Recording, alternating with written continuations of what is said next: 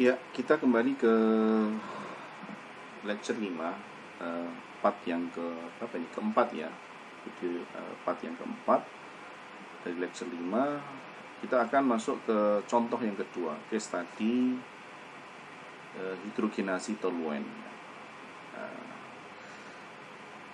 Namun sebelum lebih jauh kita meninjau case study 2 ini, dari case study 1 ya, dekomposisi kumin, kita belajar bahwa memang reaksi katalitik itu, reaksi heterogen terutama yang fase katalis padat itu kompleks, sehingga persamaannya pun relatif kompleks ya dibanding dengan reaksi homogen yang kita pelajari di mata kuliah KRH homogen ya. Kenapa bisa kompleks ya? Karena memang mekanismenya kompleks ya. Kemudian ternyata asumsi-asumsi yang kita pakai itu belum tentu benar ya. Kadang dari situ mungkin sudah effortnya sudah berkeringat ya, sudah capek-capek mengasumsikan, kemudian menurunkan, ternyata tidak cocok dengan data eksperimennya. Nah, di sini teman-teman, di Vogler di sana disebutkan bahwa lebih dari 75% reaksi itu dikontrol atau limiting stepnya adalah surface reaction.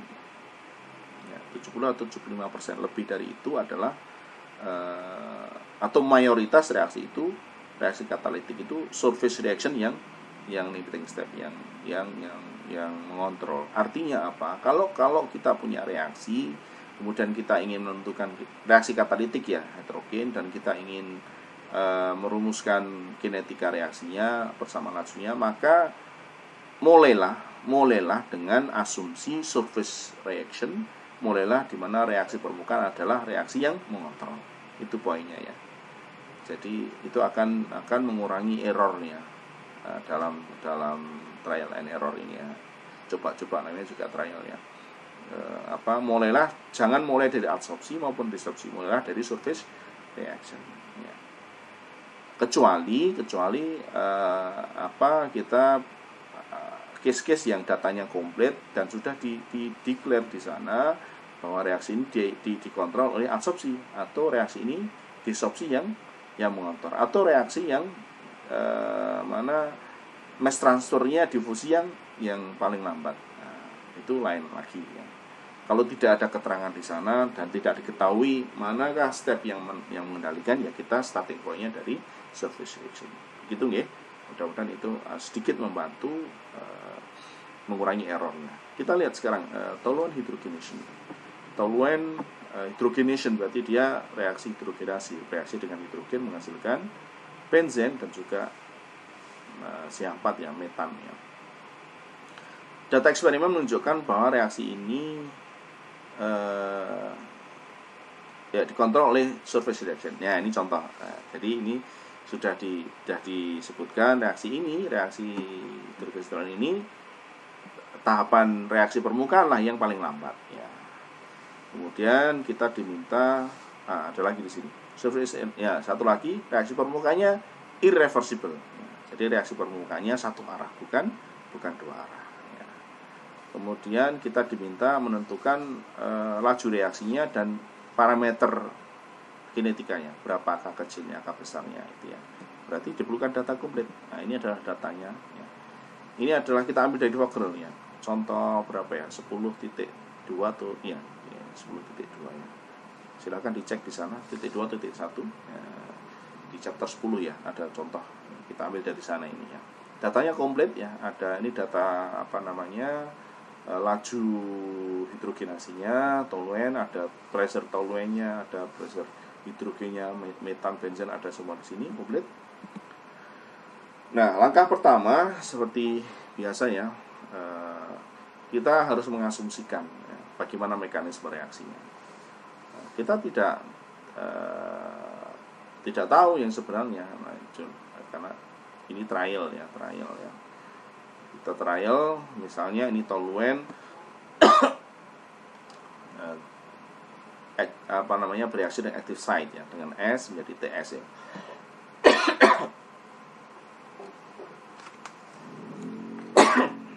Ya. Boleh saja mekanisme yang lain, silahkan. Kita akan mencoba mekanisme ini ya. T plus S menjadi TS ya, atau T dot S ya, adsorpsi, sehingga persamaan adsorpsinya adalah RAD sama dengan KA seperti biasa. Ini berarti ada PT di sini, ada CV karena sini S ya. Maaf, ada CTS di sini ya, persamaan 1. Surface reaction, hati-hati ya. Ini ada TS plus H2 ya, H2 hidrogen, jadi menghasilkan BS plus M ya. Kenapa tidak M plus S plus B? Ya, monggo, itu boleh saja, silahkan dicoba ya. Ini kita mencoba mekanisme yang ini ya. Kemudian ingat ini satu arah tadi ya, surface reaction-nya irreversible ya. Sehingga ini lebih sederhana, RS-nya sama dengan KS kali CTS, ini kan TS ya, PH2. Ini kenapa? Karena ini gas ya. Kemudian disopsinya berarti ya, karena bondingnya di sini BS ya, nanti disopsinya disopsi B ya. Tadi ya, benzen ya, benzen. B-nya benzen, disopsi benzen. BS jadi B plus S. Sehingga di sini kita punya disopsi CBS min PB, CV-nya dari sini ya. Kenapa kali KB di sini ya? Di sini sebenarnya kan per KD atau ya per K aksen D. Kalau kita definisikan di sini, KD-nya adalah KD per K aksen D. Maka di sini kita akan punya definisi ya, kita definisikan biar lebih sederhana. KB-nya menjadi 1 per KD, sehingga kita bisa menuliskan persamaan 3 ini ya. Baik, kemudian seperti yang sebelumnya, jadi karena kita sudah ada batasan bahwa surface reaction yang mengontrol ya, surface reaction yang mengontrol, sehingga konsekuensinya karena surface reaction yang mengontrol, maka overall reaction-nya, lajunya hidrogen toluyan min RT sama dengan RS, surface reaction KS, CT dan pH. Ini dari persamaan 2 tadi. Konsekuensi berikutnya berarti langkah adsorpsi dan disopsi menjadi cepat ya. Artinya KA dan KD-nya besar. Sehingga dari persamaan adsorpsinya, lihat tadi persamaan adsorpsi. Nah, ini persamaan 1. RAD per KA-nya menjadi sangat kecil karena KA-nya sangat besar ya, sehingga kita punya persamaan 4 ini, atau mendekati 0 atau sama dengan 0, sehingga definisi CTS-nya jadi konsentrasi T yang bonding dengan active site ya, sama dengan KT PT CV ya. Kemudian di persamaan 2 ada CTS ya. Kita substitusikan langsung aja, dari 4 ini masuk ke CTS ini ya, persamaan 2, sehingga kita punya RS-nya KS, KT, PT, CV, dan PH2 ya. Kemudian konsekuensi berikutnya adalah disopsinya juga menjadi sangat kecil atau mendekati 0, persis kayak tadi, sehingga CB-nya atau CBS-nya sama dengan PP, CV, KB, sama 6. Kemudian neraca active site-nya kita ada berapa yang bonding dengan active site? Ada CBS, ada CTS ya. Sehingga ada 2 yang bonding, berarti satunya lagi kosong ya. CT sama dengan yang bonding CBS, CTS, dan yang vakan atau yang kosong CV sama 7.